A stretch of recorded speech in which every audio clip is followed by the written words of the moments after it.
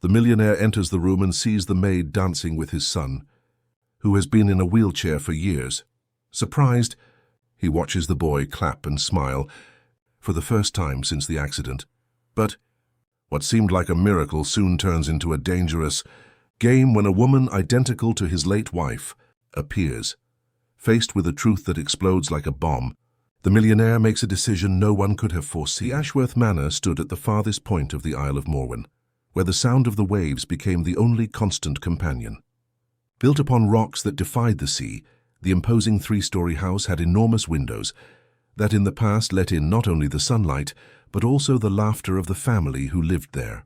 Today, however, the dusty panes reflected only the grey of the overcast June sky, as if nature itself were respecting the silent grief that inhabited the place.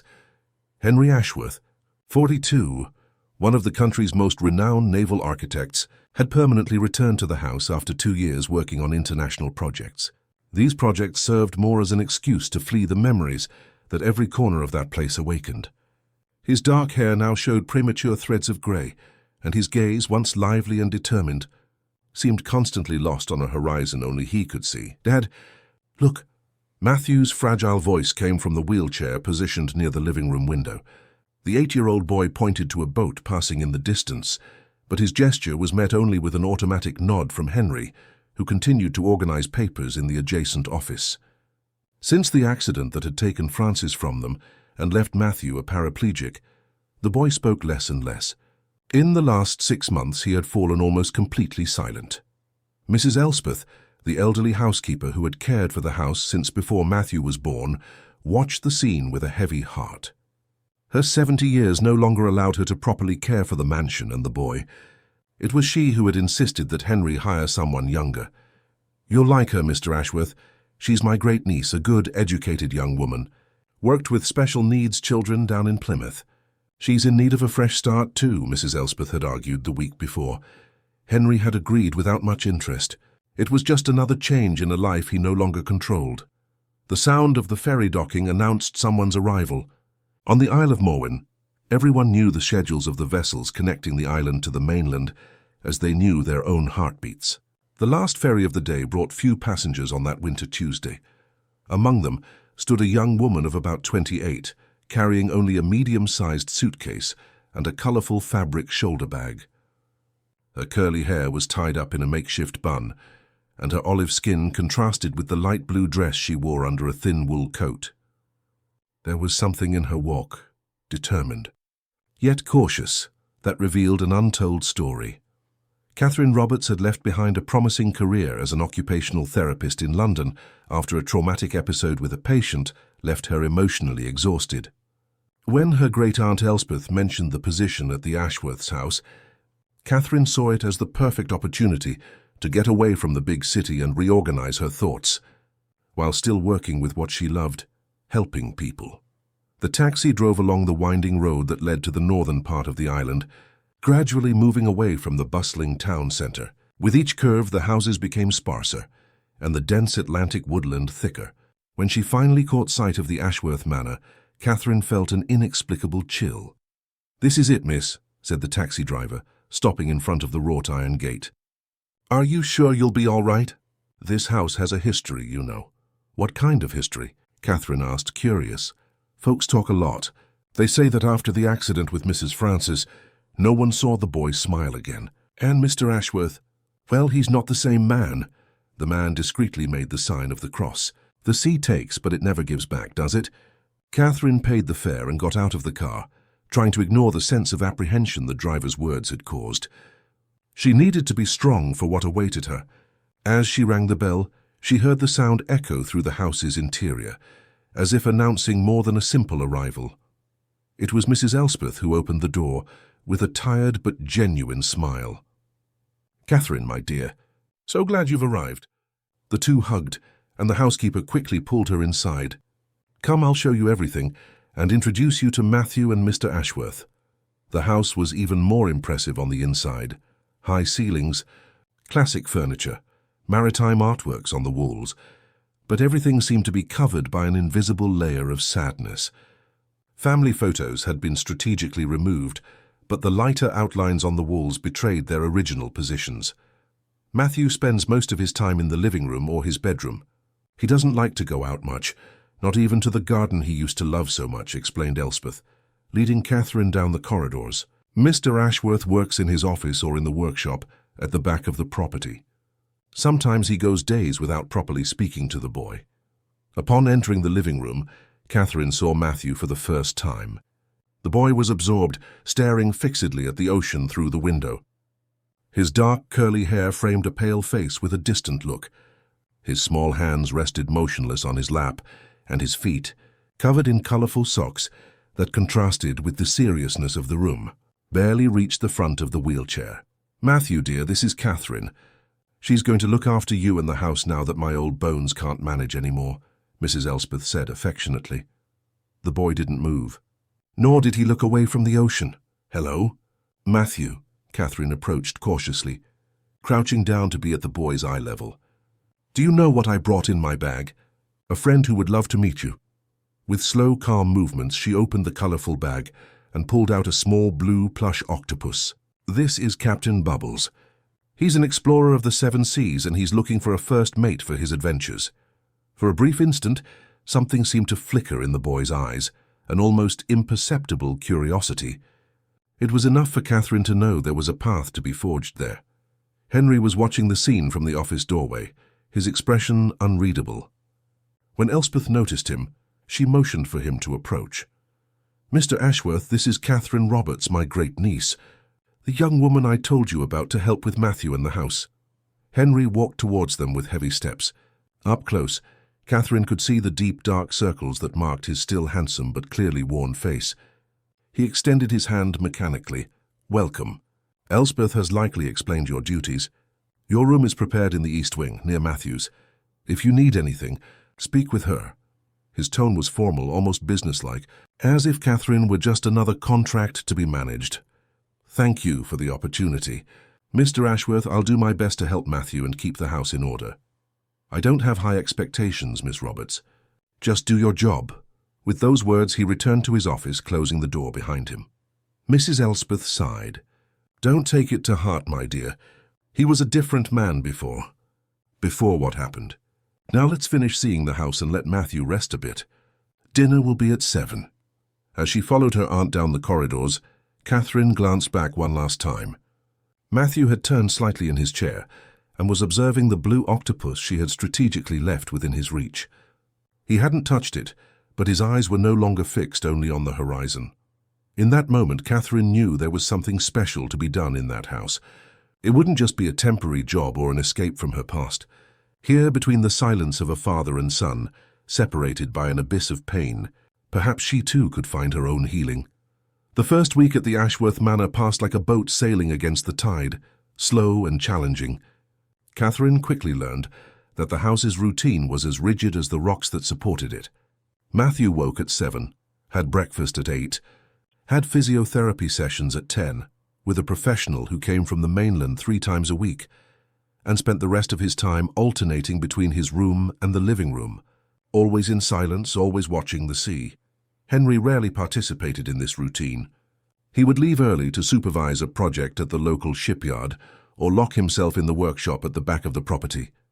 Sometimes he would spend hours in his office, surrounded by ship blueprints and miniature prototypes.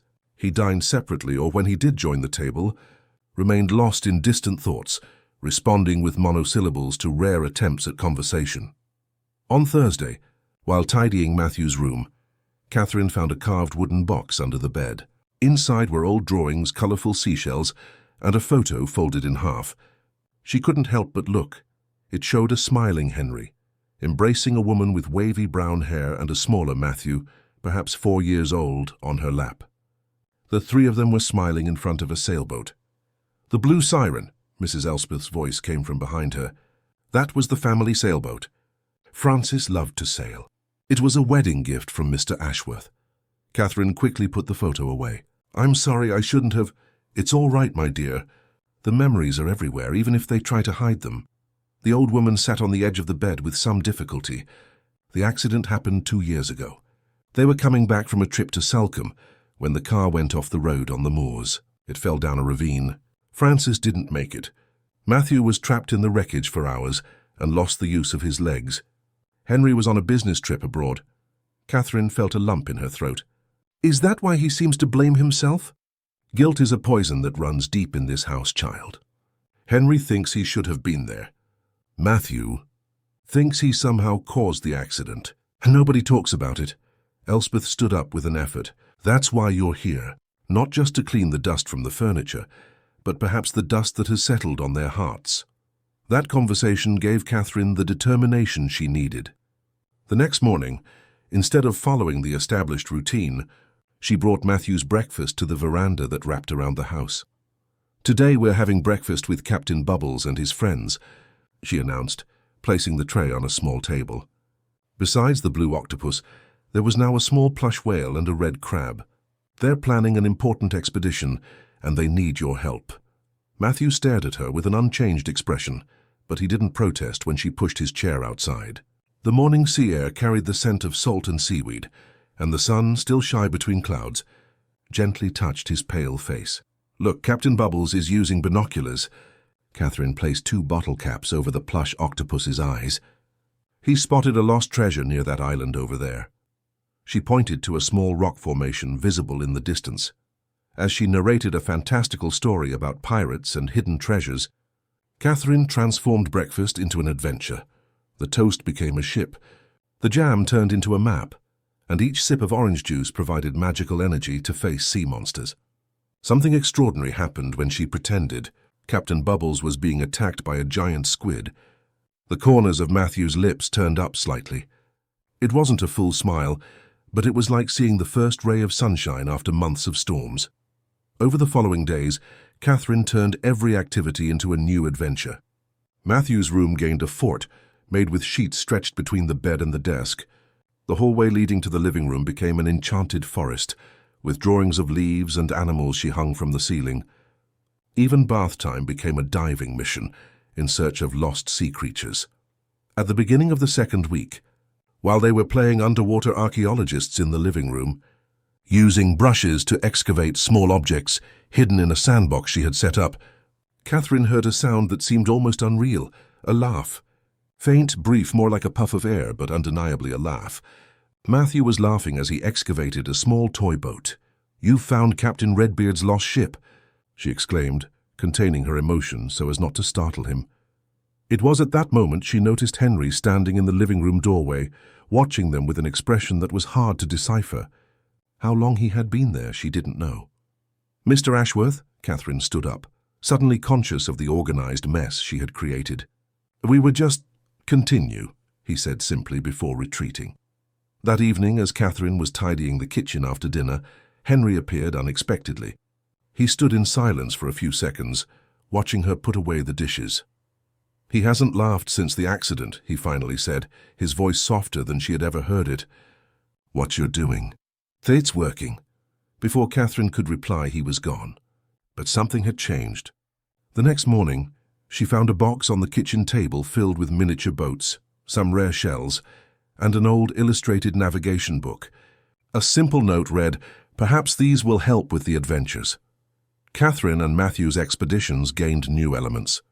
The book became a magical logbook, and the miniatures enchanted vessels that could sail between dimensions.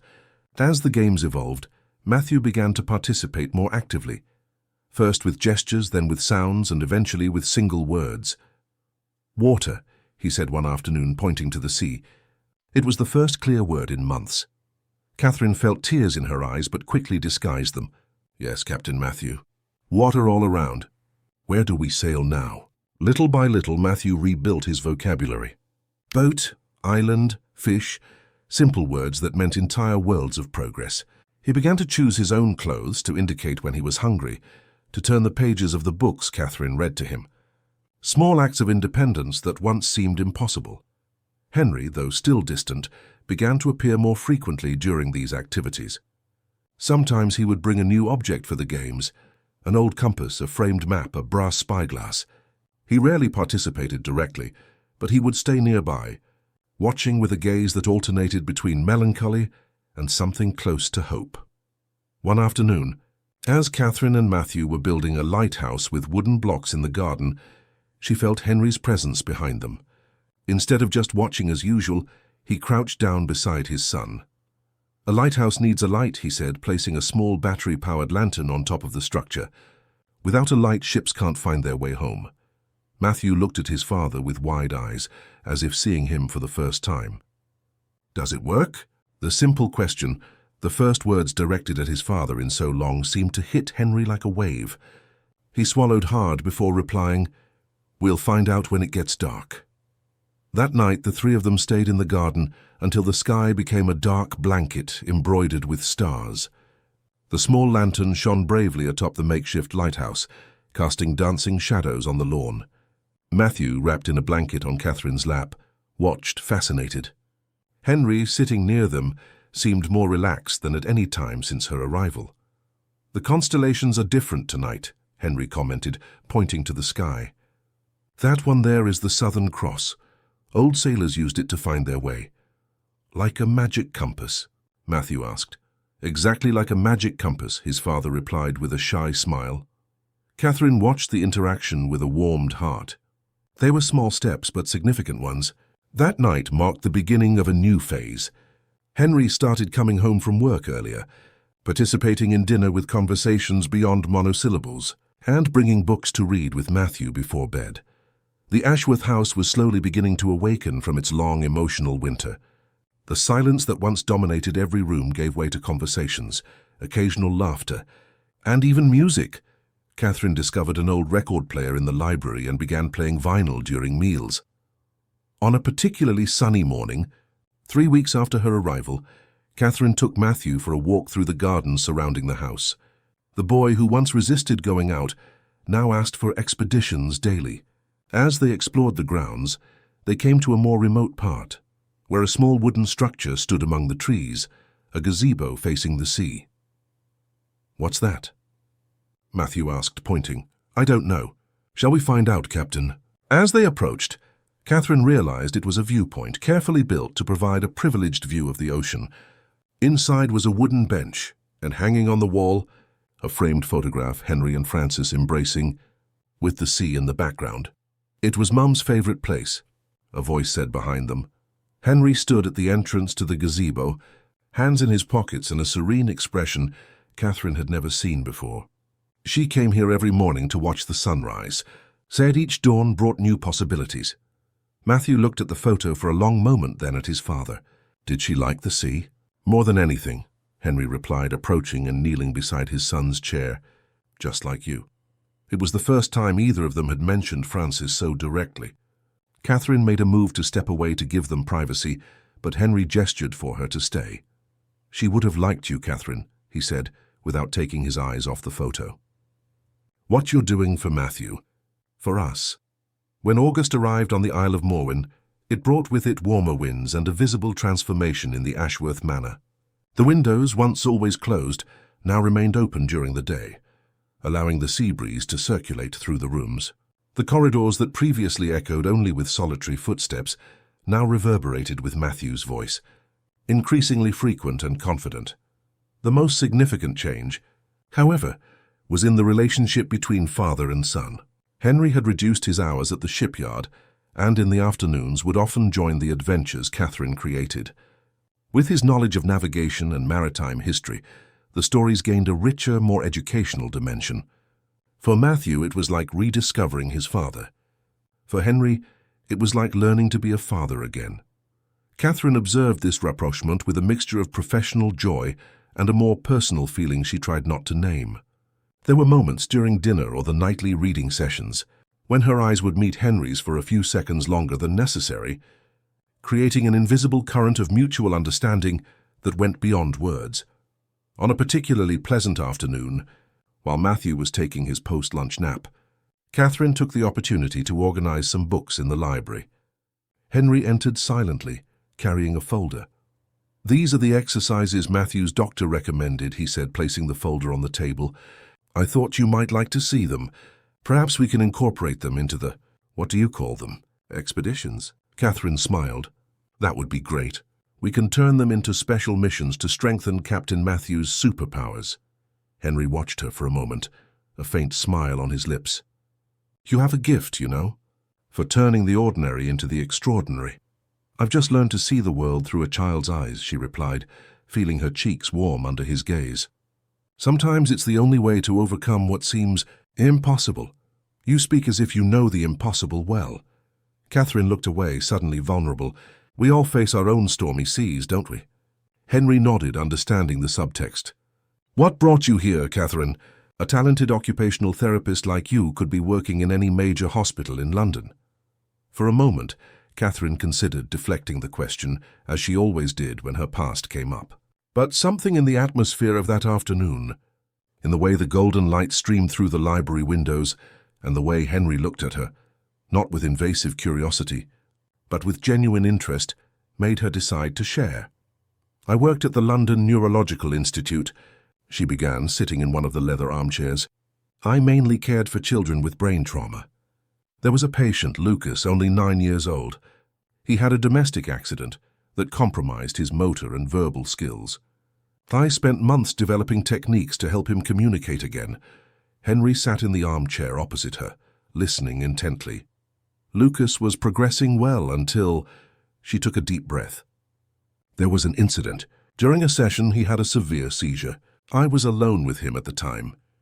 I did everything by the book, but by the time the medical team arrived, he was already in a critical state.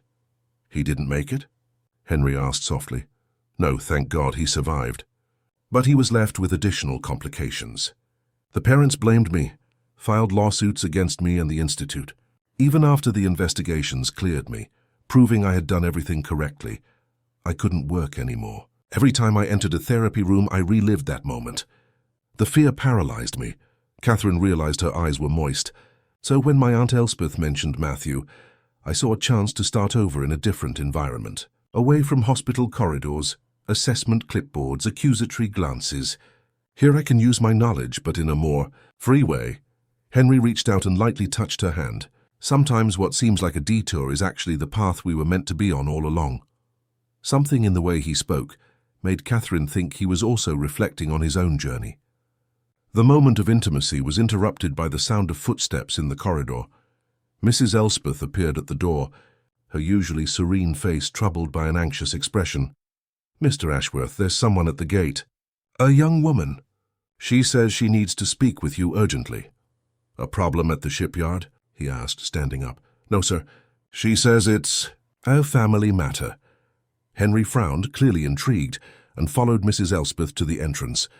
Catherine, by professional instinct, went to check on Matthew, who was still sleeping peacefully. Through the boy's bedroom window, however, she could partially see the property's gate. A woman was standing there, now talking to Henry, whose body language showed shock and disbelief. The visitor wore an emerald green dress and had her brown hair tied in an elegant bun. Even from a distance, there was something familiar about her profile. When the woman turned her face towards the house, Catherine felt a shiver run down her spine. The resemblance to the photo of Francis in the gazebo was astonishing. An hour later, the house was in an uproar. The visitor, now in the living room, had been introduced as Rebecca Ashworth, Francis's twin sister. According to her, she had been living in Portugal for almost a decade and had only recently learned of the accident that had claimed her sister's life. The news had come through an old mutual friend she had run into by chance in Lisbon.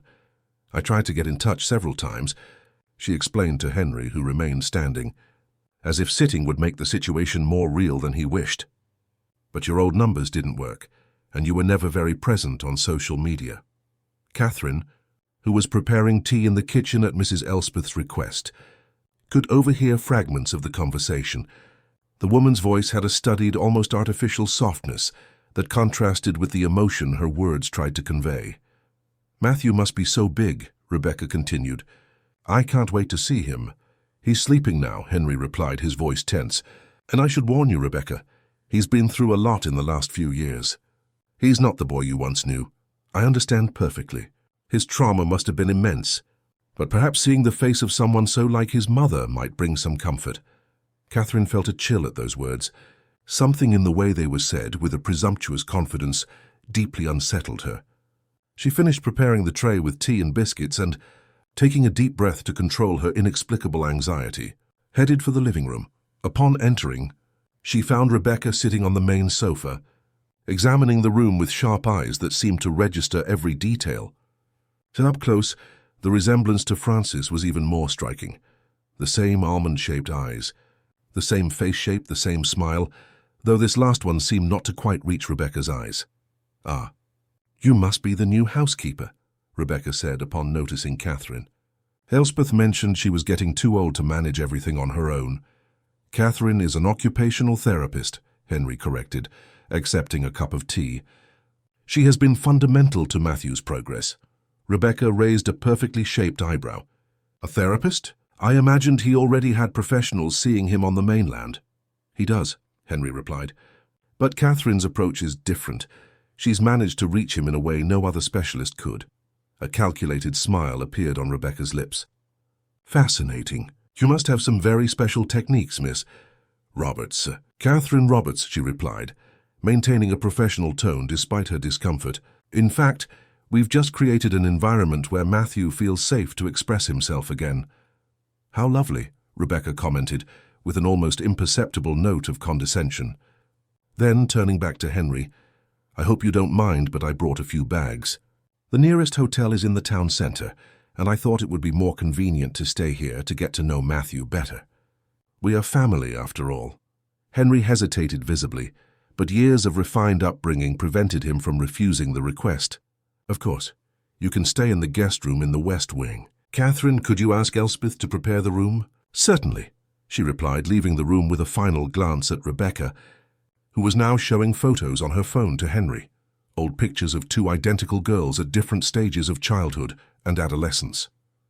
In the kitchen, Mrs. Elspeth was preparing dinner with restless movements, clearly disturbed by the unexpected arrival. "Auntie, Mr. Ashworth asked to have the West Wing guest room prepared.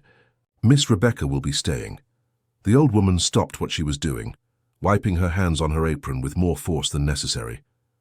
"Rebecca," she muttered, as if tasting a bitter flavor. "I never heard Francis mention a twin sister." Catherine frowned. "What do you mean? You've worked for the family for so long." "That's exactly why, child. I knew Francis since she was little. Her parents were friends of the Ashworths. That's how she met Henry. There was never a twin sister. But they're identical. I saw the photos. That's what I don't understand." Mrs. Elspeth lowered her voice, though they were alone. "Something isn't right. Francis was an only child." At that moment they heard a cry from upstairs, Matthew's voice, clearly frightened. Catherine ran immediately, taking the stairs two at a time. When she reached the boy's room, she found him sitting up in bed, his wide eyes fixed on the door where Rebecca stood, a look of false concern on her face. "I just came to meet him," she explained quickly. "I didn't imagine he would be so startled." Matthew was trembling visibly, his small fingers clutching the blanket. Catherine quickly positioned herself between him and Rebecca, sitting on the edge of the bed. "It's okay, Captain. I'm here," she said softly, touching his hand. Then to Rebecca, "Perhaps it's better if we leave it for later. He gets confused when he wakes up." Rebecca cast a calculating glance at them both before nodding. "Of course I understand. We'll have plenty of time to get to know each other better, won't we, dear nephew?" Her smile did not reach her eyes. "After all, I'm here to stay." Rebecca's presence in the Ashworth manor transformed the atmosphere like a storm suddenly appearing on the horizon. The sunny days Catherine had so painstakingly won back began to be overshadowed by clouds of tension and suspicion. For the first few days, Rebecca behaved like the perfect guest, polite, helpful, interested in learning the house's routine. She showed particular curiosity about Matthew, asking about his tastes, habits, and treatments. To Henry, she narrated elaborate stories about her life in Portugal, mentioning details of the childhood she had supposedly shared with Francis. "Remember when our parents took us to that beach in Fowey? You had just met Francis," she commented during dinner on the third night, looking at Henry with a disconcerting familiarity. "It was the first time I saw how differently you looked at her. I knew right then that she had won your heart." Henry seemed to dive into these memories with a mixture of confusion and nostalgia. "Yes, that summer. It was special." Catherine observed these interactions with growing unease. Rebecca's stories were convincing, rich in detail and emotion, but something about them sounded rehearsed, like memorized lines from a script. Even more disturbing was how she began to insert herself into the dynamics of the house, offering opinions on the decor, suggesting changes to Matthew's routine, and subtly questioning Catherine's methods. "I don't think so much fanciful play is healthy," she commented one morning as she watched Catherine prepare a treasure hunt for Matthew in the garden. "He needs to face reality at some point, don't you agree?" "Fantasy is the bridge we're using to bring him back to reality," Catherine replied, keeping her tone polite despite the annoyance. "That's how he feels safe to process the trauma." "Trauma?" Rebecca repeated with a theatrical sigh. Poor thing, witnessing that horrific accident. It must be an enormous burden for such a small child.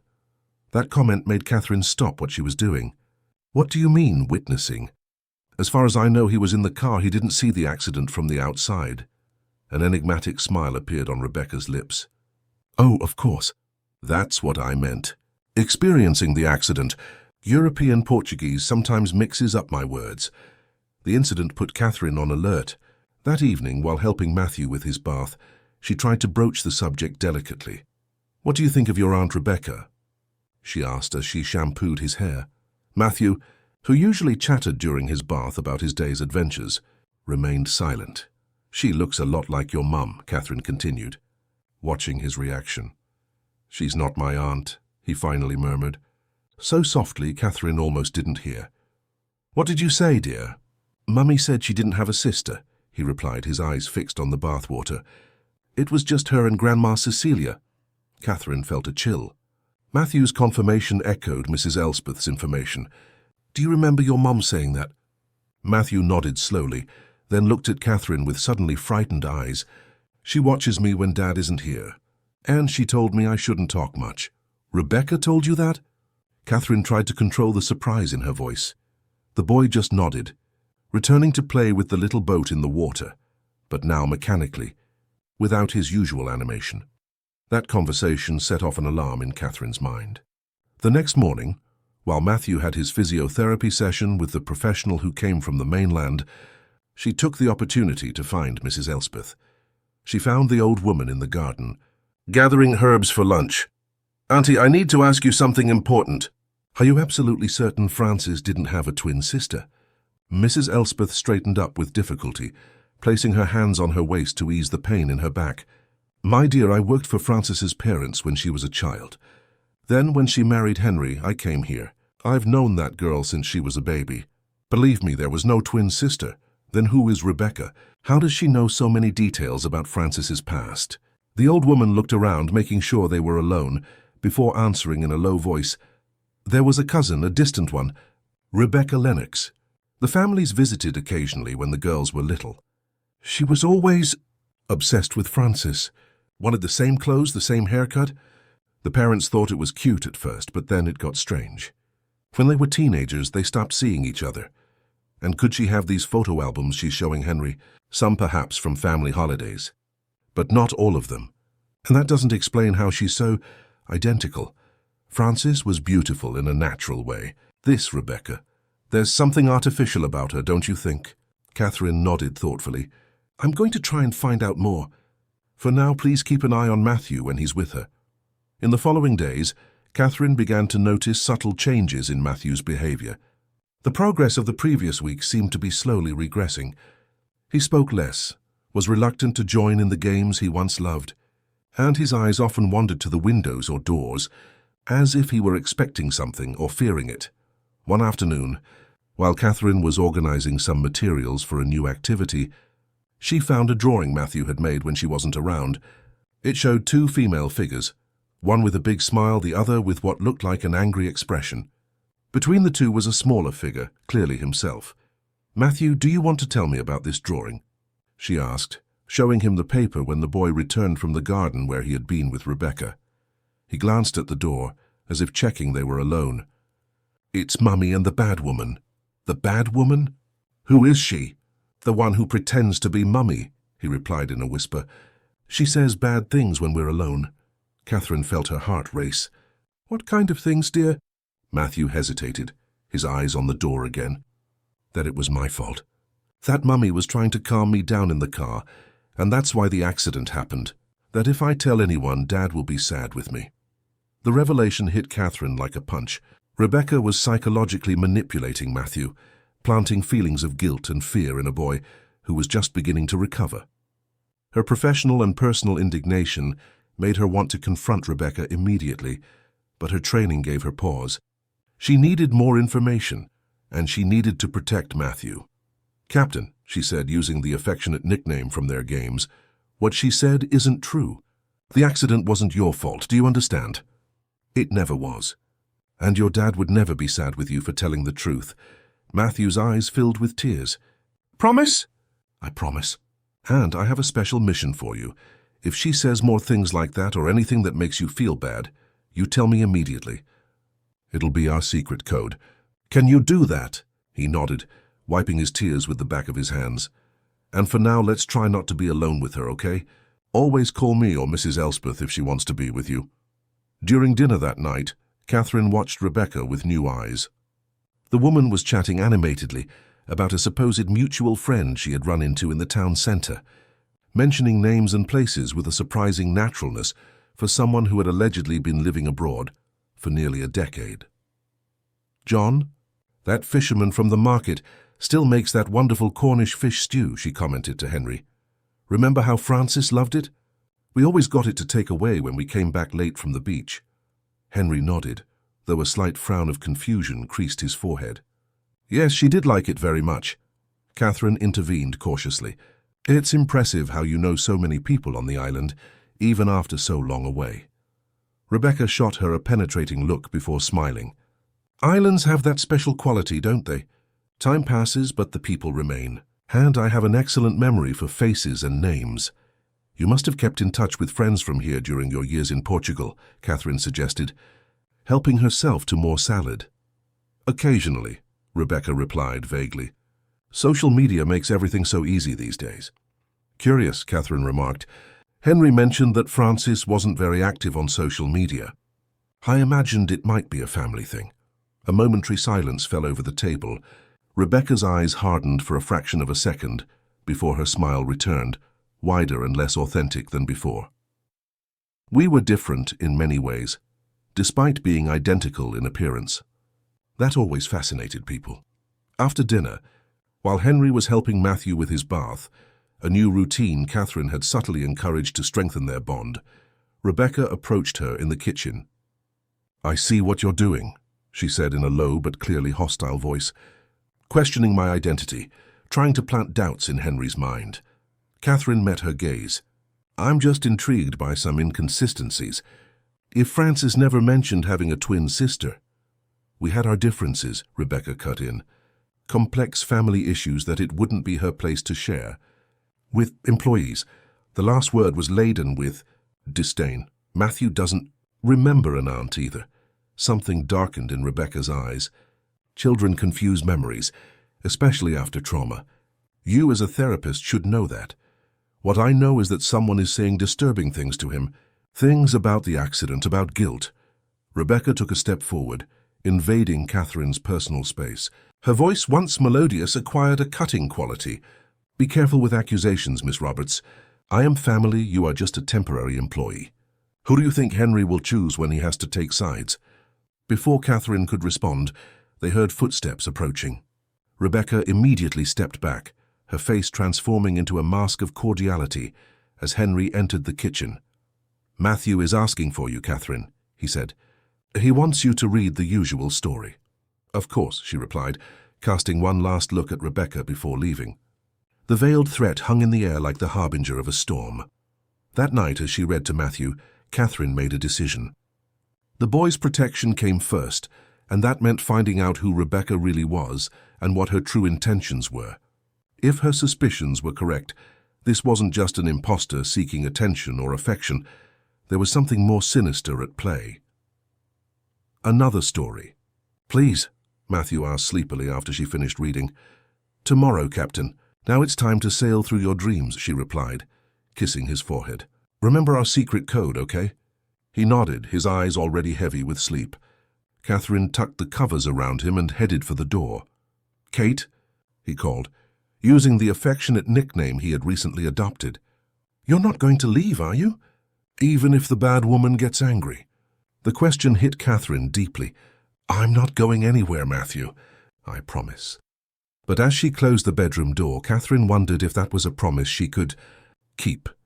The determination in her eyes, however, made one thing clear. She would not abandon this battle without a fight.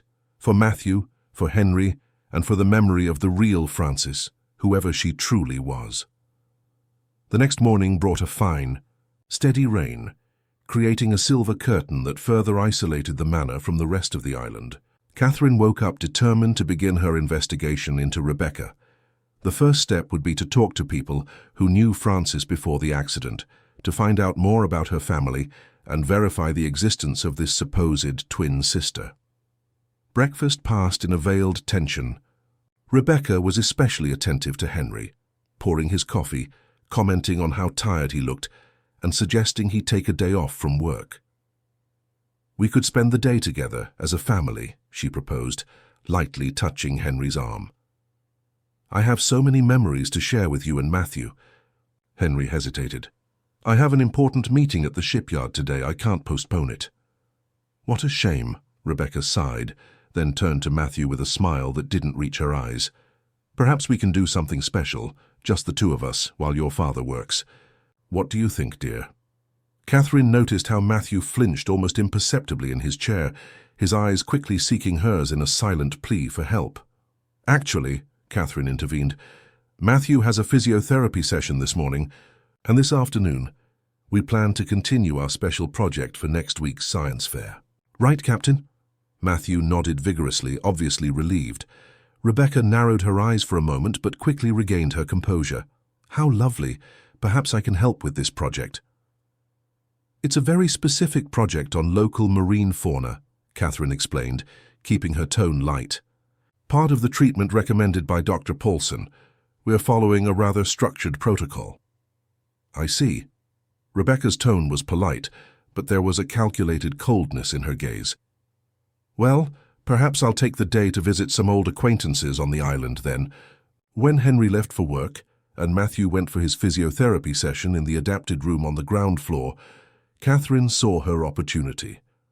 Rebecca had mentioned she would go out to meet friends, but Catherine suspected this was just a pretext for some other activity away from prying eyes. I'm going to the market to buy ingredients for dinner, Catherine announced to Mrs. Elspeth. I'll pick up your medication from the pharmacy while I'm out. The old woman nodded, handing her a list and some money. Be careful in this rain, my dear. Catherine waited in the entrance hall, intending to follow Rebecca discreetly when she left. She didn't have to wait long.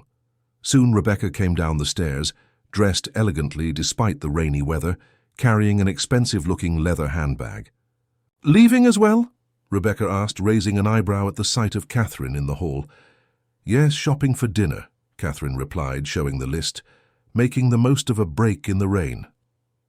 The two left together in an uncomfortable silence. At the gate, Rebecca commented casually, You shouldn't get so involved with Matthew, you know.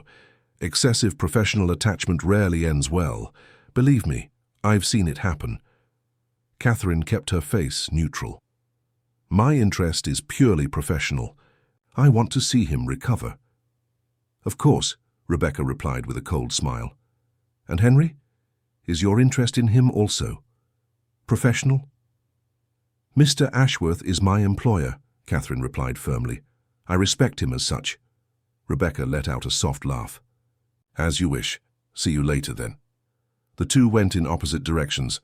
Catherine waited until Rebecca turned the corner, then began to follow her discreetly. The woman walked to the small town centre, but instead of entering a shop or cafe, she went straight to a bank. Catherine watched from a distance, shielded by the window of a craft shop.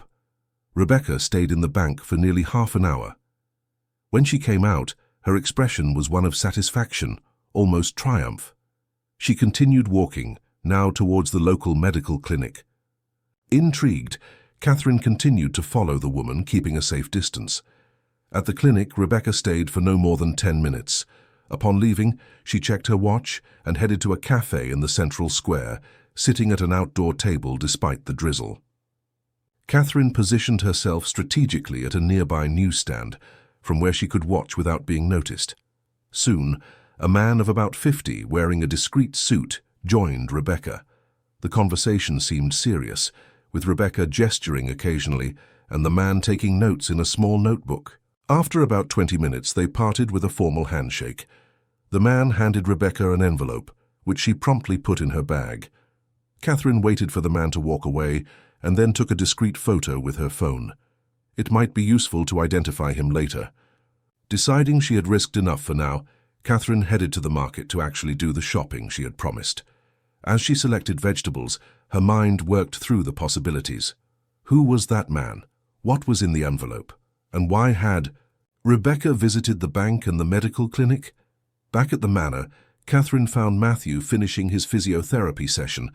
The physiotherapist, Dr. Andrew, was packing up his equipment while chatting animatedly with the boy about boats, an interest Catherine had encouraged in recent weeks as part of the therapy. "He's progressing well," the doctor commented as she entered. "The strength in his legs is increasing, and his motor coordination has significantly improved." "That's wonderful news," Catherine replied, smiling at Matthew. "Our captain is getting stronger every day." After the physiotherapist left, Catherine took the opportunity for a casual conversation. "Dr. Andrew, you've been practicing here on the island for a long time, haven't you?" "Almost 15 years, he replied with pride. "I know practically all the local families." "So you must have known Frances Ashworth." A shadow of sadness crossed the man's face. "Of course, an extraordinary woman. It was a great loss for the community." "Did she have any family on the island besides Henry and Matthew?" The physiotherapist seemed surprised by the question. "Not that I know of. Her parents were already deceased when the accident happened.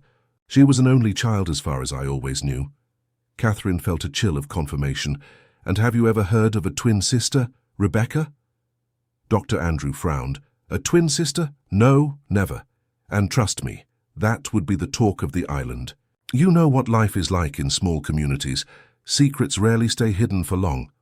He paused, looking intrigued. "Why do you ask?" "Just curious," Catherine replied vaguely. "A visitor mentioned knowing her, and I was wondering." After the doctor's departure, Catherine decided to take the next step in her investigation. She needed more information about Rebecca, but had to be careful. The Ashworth Manor, like many old houses, held its own secrets, and Catherine suspected some of them might be in Henry's office. Taking advantage of the fact that Matthew was entertained with Mrs. Elspeth in the kitchen, baking biscuits, and that Rebecca had not yet returned, Catherine headed to the office. The door was unlocked, but she hesitated before entering. What she was about to do was unethical, but Matthew's safety was at stake. The office was impeccably organized. Bookshelves covered 2 entire walls, filled with technical books on naval architecture and classic literature.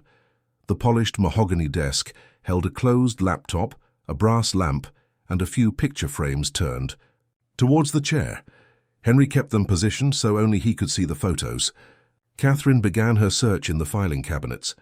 She found company documents, ship blueprints, contracts, nothing that helped her investigation.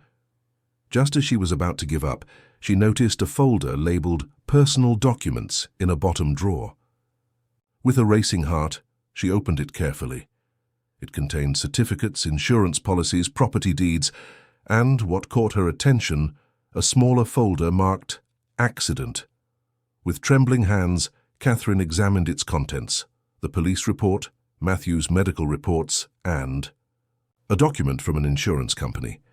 It was a life insurance policy in the name of Frances Ashworth, with Henry as the beneficiary.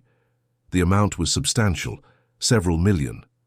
An attached note stated that the payment had been made 6 months after the accident, when Frances's body was finally found and identified, officially closing the case. Catherine discreetly photographed the documents with her phone and continued her search. In the last drawer she found a photo album. Unlike the images Rebecca had shown, these were clearly personal and intimate. A pregnant Frances Matthews. Birthdays, Christmases, everyday moments captured with love. Catherine carefully examined each photo, looking for any sign of the supposed twin sister. There was none. On several family occasions where a sister would certainly be present, a wedding, the birth of a nephew, celebrations, Frances appeared, only with her elderly parents, never with an identical sister. But what really caught her eye was one specific photo. Frances and a young woman who looked vaguely like her, but was not identical. The resemblance was that of cousins or distant relatives, not twins. On the back, an inscription, "Me and Rebecca, New Year's Eve 2010, Salcombe." Catherine felt her heart pound. There was the confirmation she needed. The real Rebecca existed, but she was not Frances's twin, and she was certainly not the woman now living under the Ashworths' roof. Quickly and carefully, Catherine rearranged everything as it was and left the office. She now needed more information about this original Rebecca and about the imposter who had taken her place. As she passed the guest room where Rebecca was staying, Catherine noticed the door was ajar. The temptation was great, but the risk of being discovered was even greater. She decided she would return when she was sure Rebecca would be out for longer. Her opportunity came the next day. Henry took Matthew for a medical checkup on the mainland, a trip that would take the entire day. Rebecca, saying she had pending matters to attend to, also left early. Catherine, feigning a headache, stayed at the manor with Mrs. Elspeth. As soon as she was sure the housekeeper was busy in the garden, Catherine headed to Rebecca's room. With a racing heart, she turned the handle, relieved to find it unlocked. The room was immaculate, as if its occupant wanted to erase any trace of her real presence. The initial search seemed fruitless, clothes organized in the wardrobe, beauty products in the bathroom, nothing out of the ordinary. It was then that Catherine noticed a small carry-on bag stored under the bed. Unlike the larger suitcase Rebecca had brought openly, this one seemed intentionally hidden. Carefully, she pulled it out and opened it. Inside, she found documents that made her blood run cold. An identity card in the name of Rebecca Lennox, confirming Mrs. Elspeth's story about the distant cousin, but with the photo of the woman posing as Frances's sister, medical receipts for cosmetic procedures and plastic surgery, and, more disturbingly, a psychiatric medical history indicating treatment for obsessive and delusional disorders.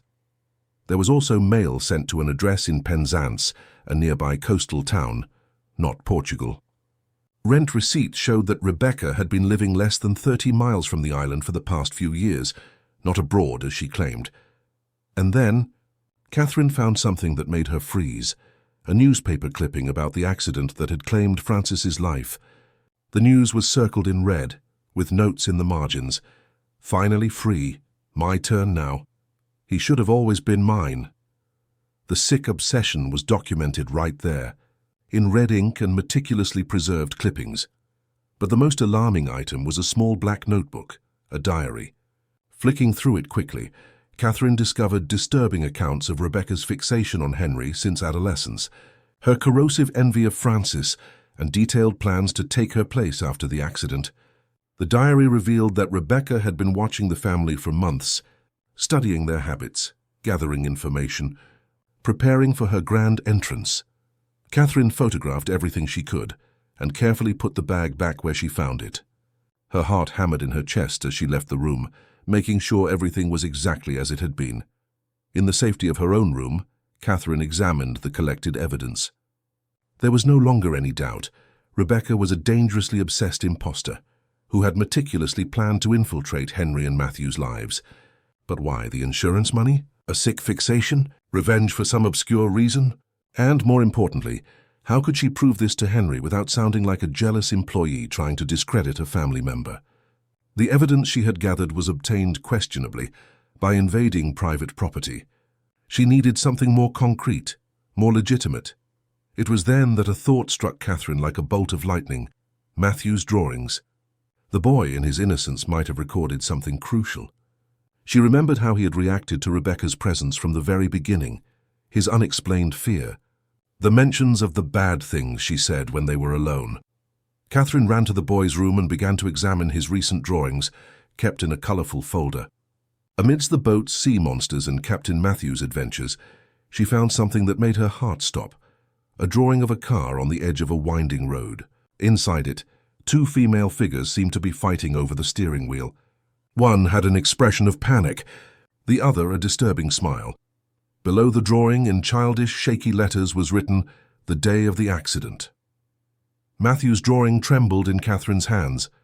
The image, though drawn by a child, told a terrifying story. The accident had not been a random event, as everyone believed. There had been another person in the car with Francis and Matthew that fateful day. Someone who had possibly intentionally caused the tragedy. "Matthew," Catherine called softly, finding the boy in the garden with Mrs. Elspeth. "Can you come here for a minute? I want to talk about one of your drawings." When they were alone on a bench under an old fig tree, Catherine showed him the drawing. "Can you tell me about this picture, Captain?" Matthew looked at the paper, then to the sides as if checking they were truly alone. "It was Mummy's car," he said in a low voice, "on the moor road." "And who are these people inside the car?" Catherine asked gently. "Mummy," he pointed to the figure with a frightened expression. "And the bad woman," he indicated the other. "Do you remember what happened that day, Matthew?" The boy nodded slowly, his eyes welling up. "We were coming back from Salcombe. Mummy was driving. The bad woman appeared on the road asking for help. Mummy stopped because she knew her." Catherine felt a lump in her throat. "And then?" "She got in the car. They were talking quietly, but I could hear a little. The bad woman said Dad should be hers, that Mummy stole him." Matthew paused, tears now streaming freely. "Then they fought. The bad woman grabbed the steering wheel. The car spun, it spun a lot. Mummy screamed." I closed my eyes. Catherine hugged the boy, her own heart breaking at the revelation. "You are so brave for telling me this, Matthew. So very brave." "The bad woman said if I told anyone she would hurt Dad too," he sobbed. "But she's not my real aunt, is she?" "She lies. No, dear, she's not your aunt. And you don't have to be afraid of her anymore. We will protect you and your dad." Catherine's mind raced as she comforted Matthew. The pieces of the puzzle finally fit. Rebecca, obsessed with Henry since her youth, had caused the accident that killed Francis. She likely hid for 2 years, undergoing cosmetic procedures to increase her resemblance to the deceased, studying her life, meticulously planning how to infiltrate the family. The multi-million-pound insurance payout Henry received could be part of the motive, but there was clearly a much deeper psychological obsession involved. Catherine needed to act cautiously. Confronting Rebecca directly could be dangerous. The woman had already proven herself capable of extreme actions, and now that Matthew had broken his silence, they were all potentially at risk. "Matthew, I need you to be my special assistant on a very important mission," Catherine said, wiping the boy's tears. "We're going to protect your dad, but we have to be very careful, like real spies. Can you help me?" He nodded, his expression now determined despite his red eyes. "What do we do?" "For now, keep acting normally when she's around. Don't let her know we know, and never ever be alone with her. Always stay close to me or Mrs. Elspeth, understand?" "Yes," he replied seriously. "And Dad?" "I'll talk to him when the time is right," Catherine promised. "Now let's go back inside before Mrs. Elspeth gets worried." For the rest of the day, Catherine organized her evidence and formulated a plan. She would need outside help, someone with the authority to intervene when everything came to light. Discreetly, she sent an email to an old university friend who now worked for the police in London, explaining the situation and asking for guidance.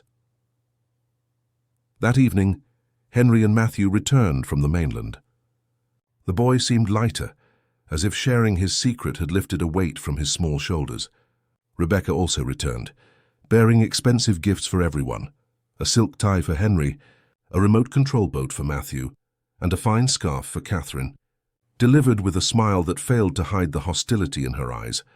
"I thought of you when I saw this," she said to Catherine. "It matches your eyes. When they're not busy watching things they shouldn't."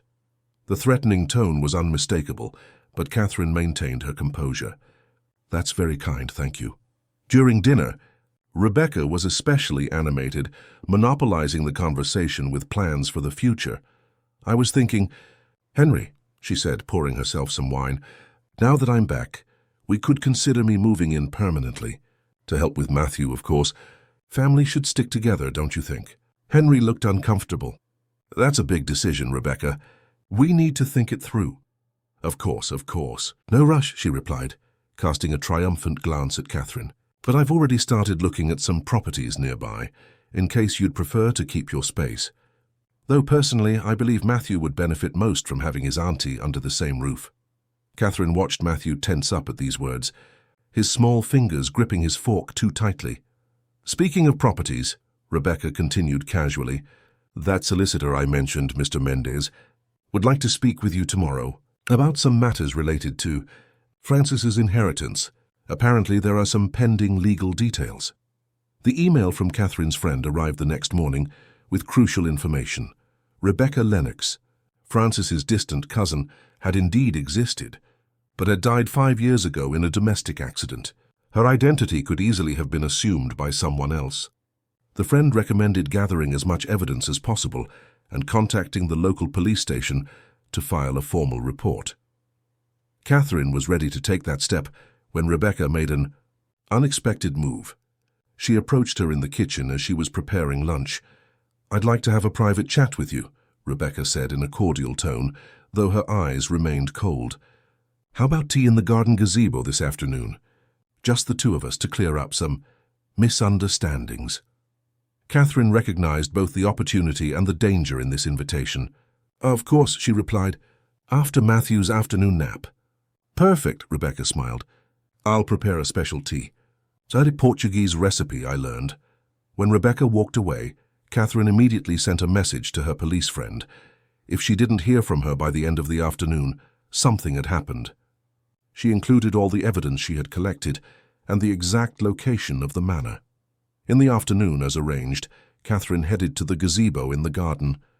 She had instructed Mrs. Elspeth to stay with Matthew the entire time and not to let him out of her sight under any circumstances. Henry was at the shipyard, where he would remain until evening. Rebecca was already waiting, a small table set with a steaming teapot and 2 porcelain cups. Her smile seemed more genuine than usual, which only heightened Catherine's apprehension. "Please sit," Rebecca invited. "This tea is special. It calms the nerves." Catherine sat down cautiously, watching as Rebecca poured the amber liquid into both cups. She noted that the woman drank from hers without hesitation, a calculated gesture to inspire trust. "You know, Catherine," Rebecca began after a sip, "you remind me a lot of Francis.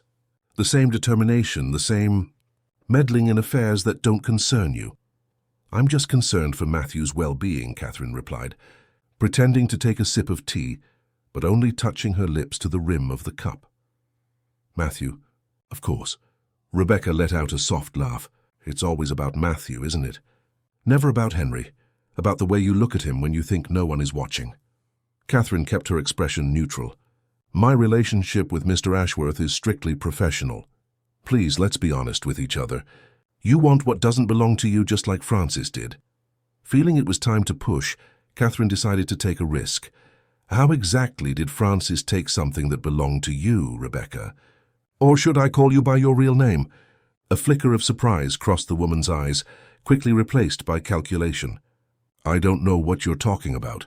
I know you're not Francis's sister. I know you're probably not even Rebecca Lennox, who died 5 years ago." Catherine watched the woman's reaction closely.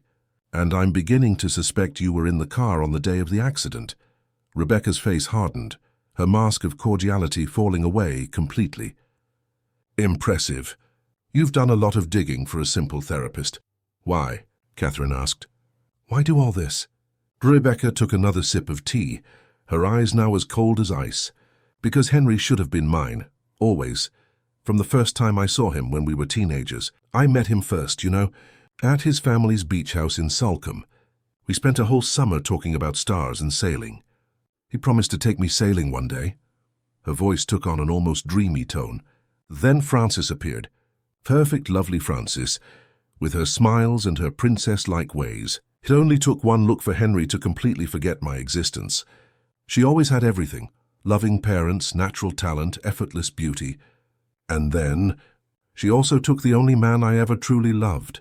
Catherine felt a shiver run down her spine as she listened to the delusion-twisted confession. "I watched from a distance for years," Rebecca continued, now speaking freely, as if relieved to finally share her truth. "I saw their wedding, the birth of Matthew, the perfect life that should have been mine. Meanwhile, my life was falling apart. Divorces, debts, rejections.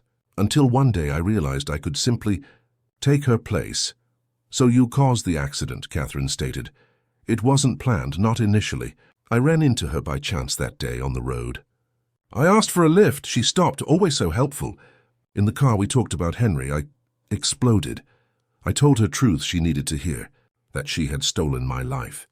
She became hysterical, shouting that I needed psychiatric help. Then Rebecca made a vague gesture with her hand. The steering wheel was right there. It was an impulse. Catherine felt nauseous hearing the casual confession of something so monstrous. And after? I got out of the car before anyone arrived. Francis was unconscious. Matthew in shock. No one saw me. I spent months recovering from a few injuries then. Well, let's just say cosmetic medicine works miracles when you have determination and a life savings. Rebecca leaned forward, her eyes shining with a disturbing intensity. Now it's my turn, you see. Henry, Matthew, this house, it all should have been mine from the start. I'm just correcting a mistake of fate. Henry will never believe you when he learns the truth, Catherine said, keeping her voice steady despite her fear. He'll never know, Rebecca replied confidently. Because you, dear Catherine, are going to disappear from their lives. The tea you just drank contains an interesting combination of sedatives. Nothing fatal, just enough for you to fall asleep so I can help you find another job far away from here.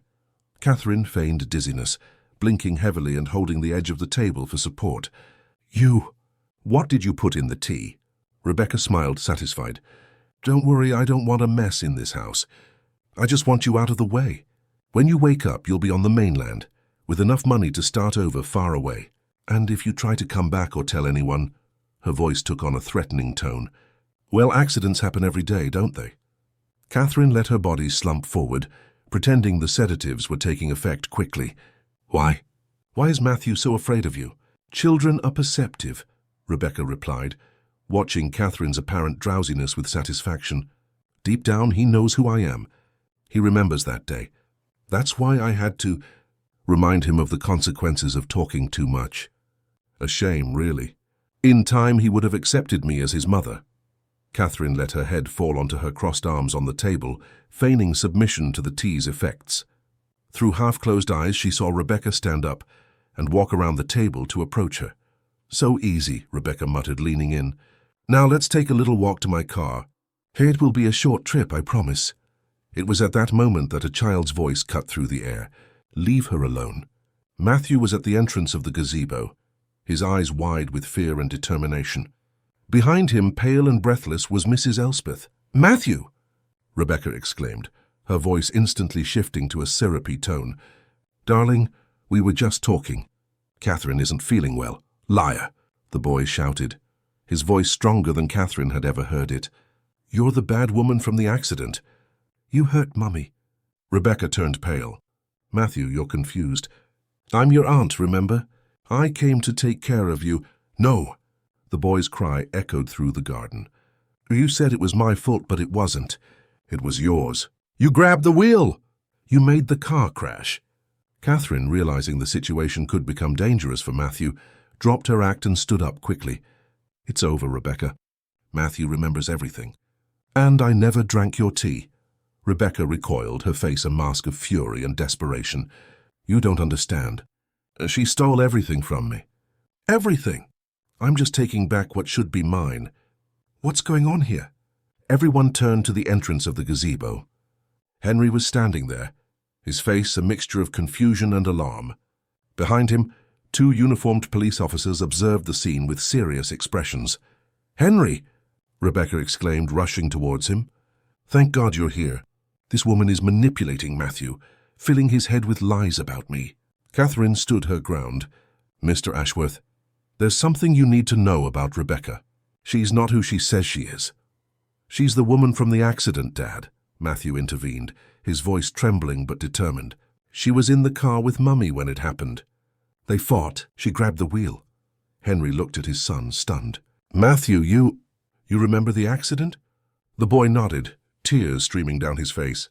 I pretended I didn't because I was scared. She said she would hurt you if I told. Rebecca let out a nervous laugh. This is absurd. Henry, he's confused, traumatized. He's mixing up reality with nightmares. No, I'm not, Matthew insisted. You said Dad should be yours, that Mummy stole him. You said the same things just now to Kate. Henry turned to Catherine, his gaze pleading for an explanation. She quickly recounted her findings, the documents she had found, the inconsistencies in Rebecca's story, the fact that the real Rebecca Lennox had died years ago, and finally, the confession she had just heard. "She was here saying all of it, Dad," Matthew confirmed. "She said she put medicine in Kate's tea to make her sleep." One of the police officers stepped forward. "Ma'am, we'll need you to accompany us to the station for questioning." "This is ridiculous," Rebecca protested, clinging to Henry's arm. "You don't believe them, do you? Look at me, I'm Francis's sister. Your family." Henry looked deep into her eyes, as if for the first time he could truly see her. "Francis didn't have a sister," he said in a low voice. "I always wondered why you were never in the family photos she showed me. Why she never mentioned a twin sister in our talks about her childhood. Now I understand." Rebecca's face contorted into an expression of pure rage. "You don't deserve any of this." "She didn't deserve you. I loved you first." "It was supposed to be me." The police officers moved in, holding Rebecca by the arms as she struggled, her shouts turning into hysterical sobs. "You don't understand. She stole my life. She stole everything." As the police led her away, a heavy silence fell over the garden. Henry, looking suddenly aged, knelt before Matthew's wheelchair. "My son," he said, his voice choked with emotion, "why did you never tell me you remembered the accident?" "I was scared," the boy replied simply. "And then I wanted to forget. Pretending I didn't remember was easier." Henry hugged his son tightly, silent tears streaming down his face. "Forgive me for not realizing. For not protecting you." "It wasn't your fault, Dad," Matthew said, returning the hug. "Kate saved us." Henry looked up at Catherine, who was watching the scene with restrained emotion. "Thank you," he said simply, words that carried a universe of gratitude. In the weeks that followed, life at the Ashworth Manor underwent a profound transformation. The police investigation confirmed everything. The false Rebecca was actually Olivia Carter, a distant cousin of Francis who had developed an obsession with Henry since adolescence. After years of emotional instability and psychiatric treatment, she had devised a plan to assume the identity of Rebecca Lennox, who had really existed but had died years earlier, and infiltrate the Ashworths' lives. Matthew's testimony, combined with the evidence Catherine had collected and Olivia's partial confession during interrogation, was enough for her to be detained and sent for psychiatric evaluation before her trial. For Matthew, finally sharing the burden he had carried brought a liberation that was reflected in his physical and emotional progress. His physiotherapy sessions began to show even more significant results. He could now stand for short periods with support, and the doctors were beginning to talk about the possibility of assisted steps in the near future. Henry, freed from the ghost of guilt that had tormented him for years, became present not just physically but emotionally. The expeditions with Matthew became more elaborate, now including short boat trips around the bay, therapeutic experiences that strengthened both the boy's muscles and the bond between father and son. As for Catherine, her position in the house had subtly changed. Though she was still officially Matthew's therapist, the line between professional and family was becoming increasingly blurred. One Sunday afternoon, as she watched Henry and Matthew playing in the garden, she was surprised by Mrs. Elspeth, who sat down beside her on the bench. "Do you know what I see when I look at the three of you together?"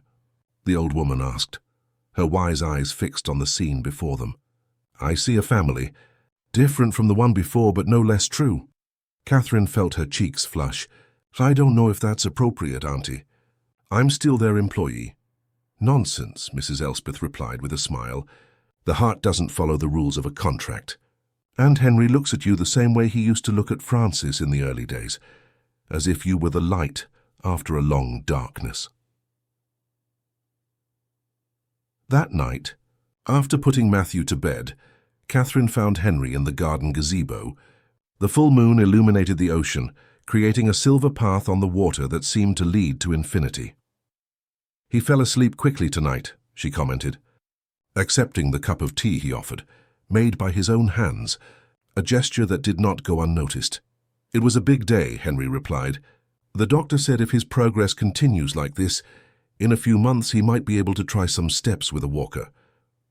"I'm so proud of him," Catherine smiled. He has incredible strength. Like yours, Henry said, his eyes meeting hers.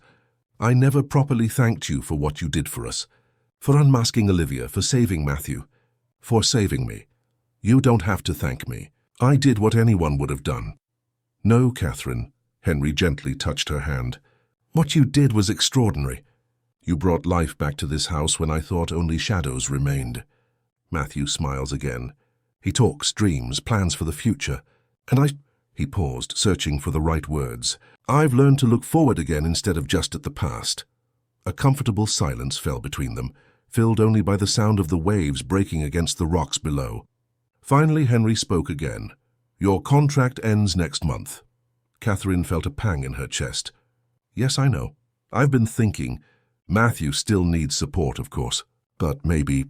Henry hesitated, then continued with determination. Maybe we could renegotiate the terms. Not as employer and employee, but as something different. Catherine felt her heart race. What kind of terms are you suggesting? In response, Henry leaned in and gently touched his lips to hers. A brief, almost shy kiss, but one laden with promise.